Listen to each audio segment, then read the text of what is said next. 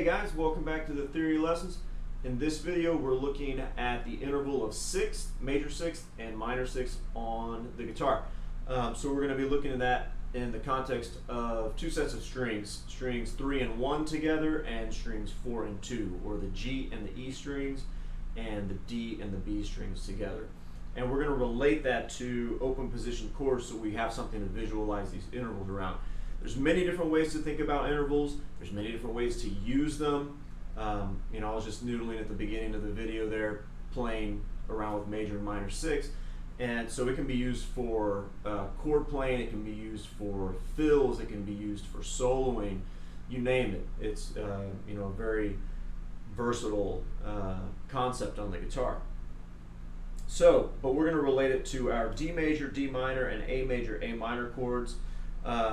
And I'll kind of show you what I mean with that by going through some bar chords to show you how it's shifting up the neck. So let's go ahead and jump in. So in an open D major chord, we have 4 strings. The 2 strings that we're pulling out of that are strings 3 and 1. String 3 fret 2 and string 1 fret 2. That is a major sixth interval.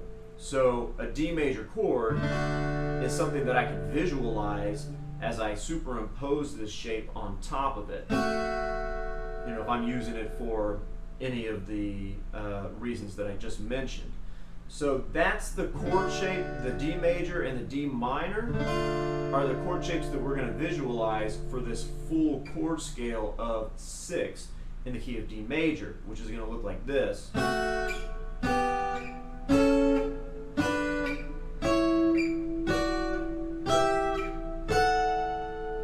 So all of those can be related to chords. So when we play a D major chord, like I said, string 3 to 1, that's a major sixth. When I play a D minor chord, string 3 to 1 is a minor sixth. That's now A to F, or fret 2 and fret 1. So as we're going up the neck here, we're only going to see those 2 shapes.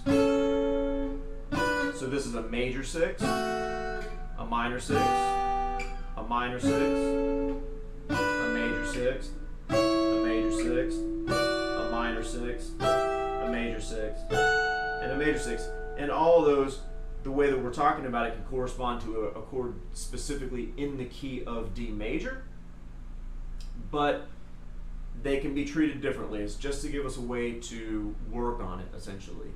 And this stuff can be applied in many different ways, so you don't necessarily want to think about it try to think about it every possible way when you're learning it, because that would be just way too complicated.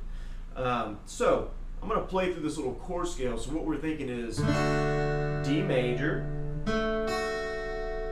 and then the next chord in the key of D major would be E minor. That's my minor sixth there. The next chord would be an F sharp minor,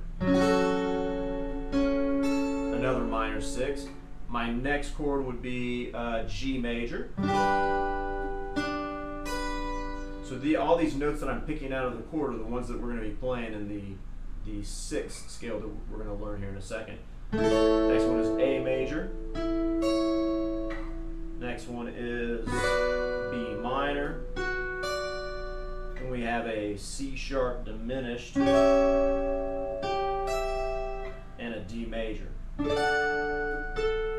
Now, it's not essential that you learn to play all those chords, so I'm not going to go over it in detail. I mean, for other purposes you want them, but just think about it along the lines of a D major shape and a D minor shape. That would be the most familiar territory to use.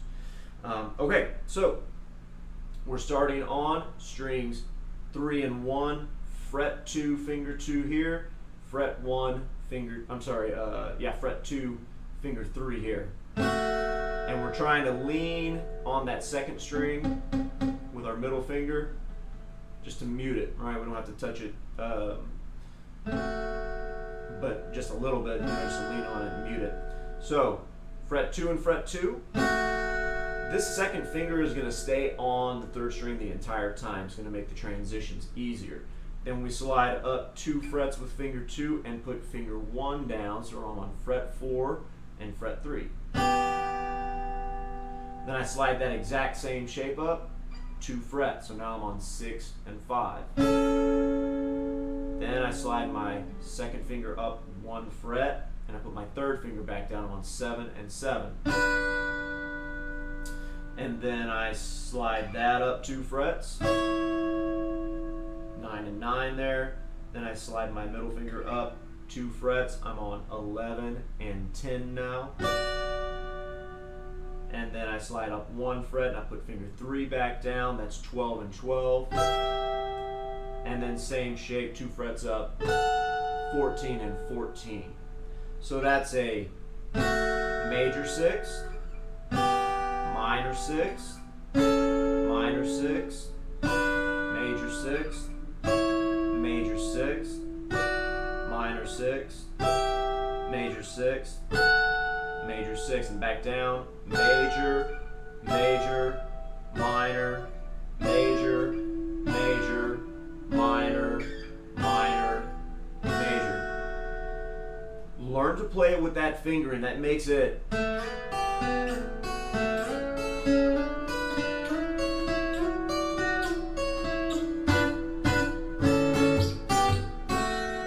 very easy to get around the guitar, or a lot easier as you learn it. And you know, if you're hitting that open B string, think about that after. Just get the fingering down, learn where the the frets that you're trying to go to and how you're transitioning. Muting the B string won't be a big issue. But then just use that to basically create some stuff, right? Just noodle around like I was just doing. You can use it for so many things, and it can really open up your playing. Like if you introduce a new concept to your hand, then that immediately kind of locks into your ear and gives you, your own creativity is going to take over, and who knows what you come up with. You never know. New material is always going to give you some fresh ideas. So that's on strings 3 and 1. It's actually going to be the exact same thing on string set 4 and 2. But in this situation, we're going to think about it in the key of A major. So I'll just make a brief note. If you do shift to strings 5 and 3 to play 6, and 6 and 4, the pattern is going to change just a little bit. So it'd be, I'm on strings 5 and 3 here. It would be fret 2 and fret 1, or finger 2 and finger 1 for a major 6. And then finger 3 and finger 1 for a minor 6. And that has everything to do with how the strings are tuned. It'd be the same for 6 and 4. The only reason I'm doing string set 3 and 1 and then 4 and 2 is that's the most commonly used strings for sure, in particular 3 and 1, as far as the 6 intervals are concerned. So it's the most ideal place to start, at least. Okay, so now we're thinking in the key of A major. So got an A major chord,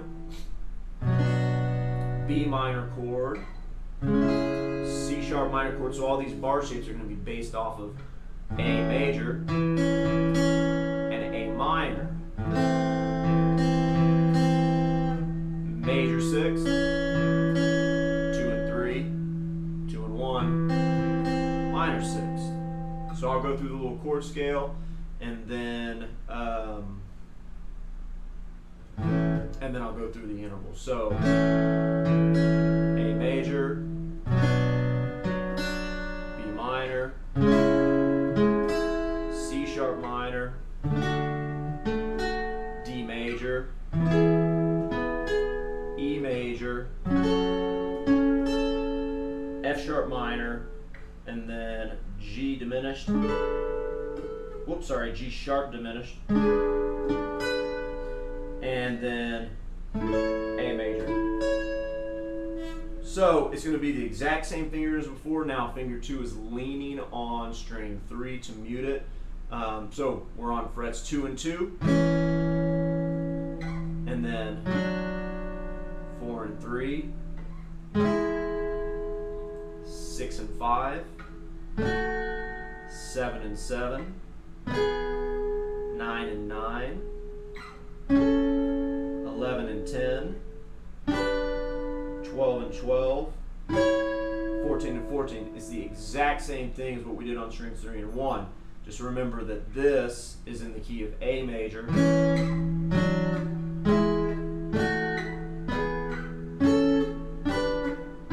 Again, just to learn it, think of it in the key of A major so you have some consistency and you can relate it to something. And then this in the key of D major.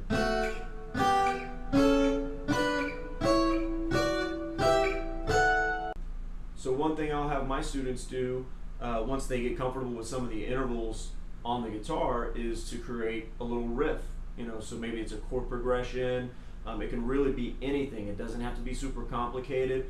And playing this chord scale or the scale of sixth is giving you way more material than you actually need. Right? Relate a couple shapes to a chord that you know or a couple chords that you know, and just put those two things together however you see fit, whatever you're hearing.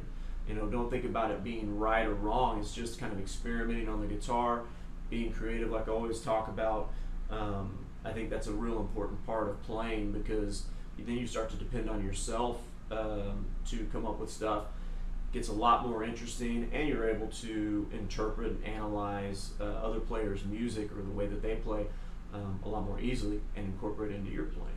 So that's always, we're trying to just add to the knowledge bank, right? Just get as much knowledge, ideas, concepts stored that we can feel confident about. So anyways, guys, let me know if you have any questions about that. If there's enough interest, we can go over the ones in on string set 5 and 3 and 6 and 4. But anyways, have fun with that, and see you in the next video. Thanks.